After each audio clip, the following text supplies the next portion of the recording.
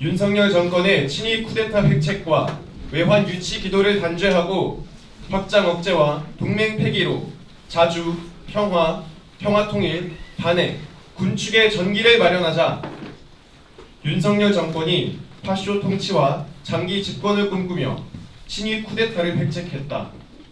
민중의 피로써 쌓아올린 이 땅의 민주주의를 한순간에 짓밟고 국민의 가슴에 총뿌리를 겨눈 것이다. 나아가 윤석열 정권은 북의 대남 공격을 유도해 친위 쿠데타의 명분으로 삼고자 했다. 자신이 처한 정치적 위기를 모면하기 위해 자칫 전쟁으로 비화될 수도 있는 외환 유치를 기도함으로써 민족 전체의 생명과 자산을 담보로 한 도박마저 서슴지 않은 것이다. 역대 독재 정권들의 쿠데타는 대부분 미국 추종을 앞세우고 남북 대결을 명분 삼아 감행되었다. 윤석열 정권의 친위 쿠데타와 외환 유치 기도도 독재 정권들의 반동성을 그대로 빼닮았다. 집권 초기부터 국민의 지지를 상실한 윤석열은 너무나도 쉽게 정권 위기의 탈출구를 대미 대일 종속과 반북 반중 대결에서 찾았다. 지금도 미국의 일부 인사들이 외환 유치 기도를 단죄하려는 우리 국민들의 노력에 제동을 걸며 내정 간섭적 발언을 서슴지 않는 것은 전단 살포 등 대북 심리전으로 북체제를 전복시키려는 패권적 속내를 드러낸 것이나 이에 순응할 뿐 그 부당성에 맞서는 제도 정치권을 찾아볼 수 없다. 예나 현재나 미국의 패권 유지, 확대 수단은 확장 억제와 동맹이다. 최근에 미국은 확장 억제와 동맹을 더욱 강화함으로써 핵 대결을 조장하고 평화를 위협하고 있다. 한미는 2023년 소위 핵협의 그룹을 설립하고 한반도 핵억제 핵작전 지침을 수립했다.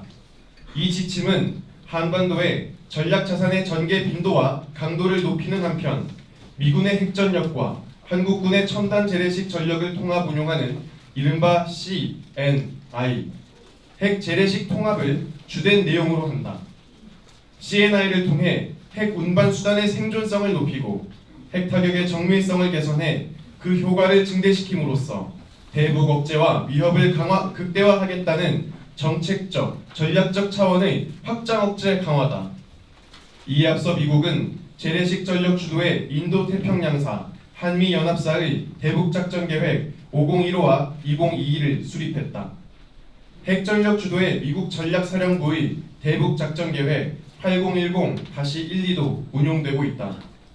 이 계획들은 핵 선제 공격을 표방한다. 한반도 핵억제 핵작전 지침과 CNI의 시행으로 작전계획 5015와 2022가 8010-12의 하위 체계로 상호 연계 운용돼 곧 대북 억제와 작전이 핵전력 위주로 전개될 가능성이 한층 커졌다. 한국 정부 뜻대로 작전계획 2022가 핵작전 계획으로 전면 전환되면 한반도 핵대결은 더욱 격화된다.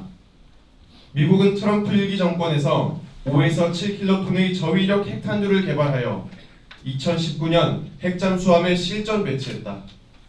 이들 전술 핵무기의 실전 배치로 한반도 위기 시 또는 전쟁 초기부터 미국은 전술 핵무기를 사용할 가능성을 더 높였다.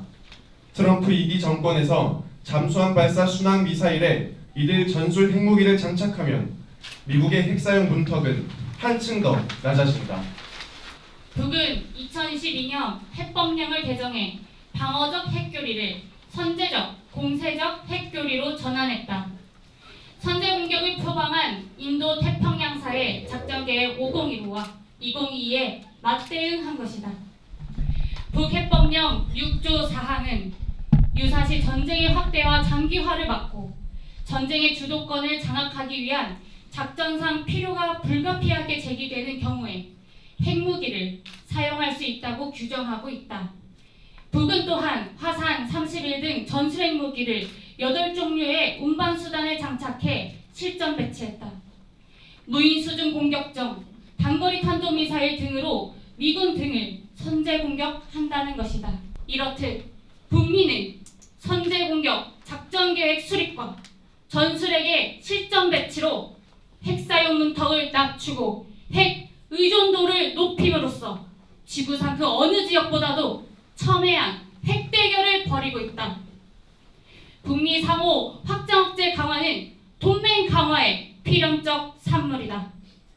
2023년 한미일 정상은 캠프 데이비드 회담에서 사실상 한미일 군사동맹을 구축한 데 이어 한반도 핵억제 핵작전 지침과 미일 확장억제 지침을 채택해 대북중 확장억제를 강화했다. 이에 맞서 2024년 북러는 포괄적인 전략적 동반자 관계에 관한 조약을 체결해 동맹관계를 복원했다.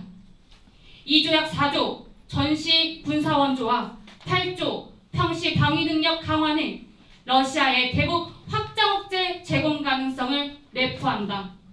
바이든 정권이 2024년 수립한 핵무기 운용 지침은 북중러를 동시에 억제해야 한다며 확장 억제의 지역화, 지구화를 꾀하고 있다. 북중러를 동시에 억제하면 그 대상이 확대, 중충화되어 핵대결이 더욱 격화되고 핵전력과 핵 의존도도 급증한다. 이는 미국 주도 동맹의 지역화, 지구화와 궤를 같이 하는 것으로 북중러 동맹과 대미 확장 억제 강화를 결과한다. 지역적, 지구적 차원에서 진영 간 동맹과 확장 억제가 맞서는 신냉전 체제가 들어서는 것이다. 트럼프 2기 정권이 꾀하는 미국형 아이언돔이 구축된다면 핵 균형이 급격히 미국 쪽으로 기울어 냉전 시대를 능가하는 핵 대결이 도래할 것이다. 미국형 아이언돔 구축의 일환으로 사드 추가 배치가 강요될 수도 있다. 한반도는 언제 제2의 히로시마가 될지 모르는, 인류 종말의 핵 아마겟돈의 증언지가 될지 모르는 극한의 핵대결 상태에 있다. 이에 한반도 핵대결 강화의 주범인 윤석열 정권의 외환 유치 단죄는 성결적 과제다. 그런데도 미일은 한국 차기 정권이 윤석열 정권의 반북, 반중, 친미, 친일 정책과 한미일 동맹 강화 노선을 계승할 것을 강요하고 있다. 그러나 미일 몰빵 외교와 확장 억제와 동맹, 대결을 강화해서는 자주, 평화, 통일, 반핵, 군축은 없다. 사드 추가 배치를 막을 수도 없다. 한반도 평화협정과 북미 불가침 조약 체결, 동북아 공동안보로 자주, 평화, 통일, 반핵, 군축의 전기를 마련하고 한반도와 동북아의 항구적인 평화를 구축하는 것만이 유일한 길이다. 자주적 민주정부가 수립된다면 이 길은 보다 크게 열릴 것이다. 이 길로 평통사가 매진하자. 평통사가